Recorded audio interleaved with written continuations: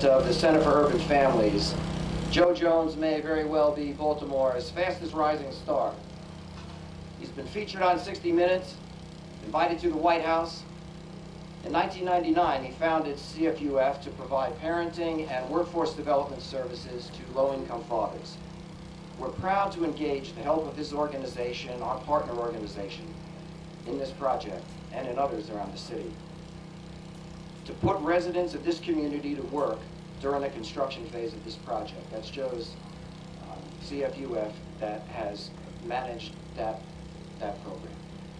I'd like to introduce my friend Joe Jones.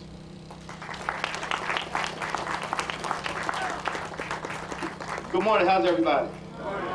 All right, great day, great day. I am so honored to be here. One, because my mother, who is 77 years old, moved into this community in 1971 at the St. Stephen's Court Apartments right at the corner of North and Woolwick, and she still resides there today. And she told me to make sure I put special greetings from a long-term resident of this community.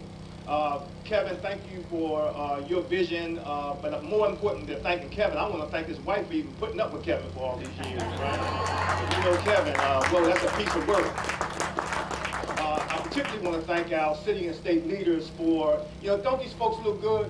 They look good. You never see the mayor, you never see the controller, you never see the state senator out unless they are dressed to the T. And the guys who represent city government and state government that are here, they try to keep up, right? But what you often don't see is when they roll up their sleeves to cut the red tape to get to projects like this. You know what I mean? That's the work that we need to recognize and uplift. It's the behind the scenes, cut to the chase, to bring people like Capital One to the ground to help create the finances to create projects like this.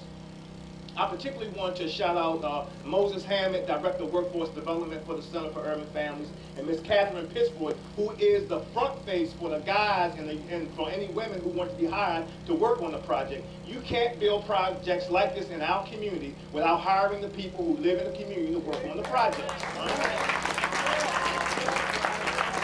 The partnership between Woda and the North Avenue Hilton Street Business and Community Task Force is just an example of the promise of our city. When you think about Mr. Pittman, you're the elder in this community, right? I don't know, is there anybody else here that's older than Mr. Pittman? Right? Because how old are you? She's 96, right?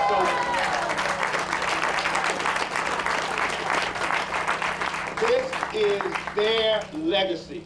Right? And we are not going to let you down. And first responders, we see you because we know how important you are. That fire station up there on North Avenue has been the first response to most of the stuff that has gone on negative in this community, right? We're going to change all that around, right? The vision starts here, it continues across the street, and once we can demonstrate we can pull that off, then we continue down North Avenue, we go past Cop and Dr. Avery and continue to uplift what's happening with one of our HBCUs. I want to thank you all for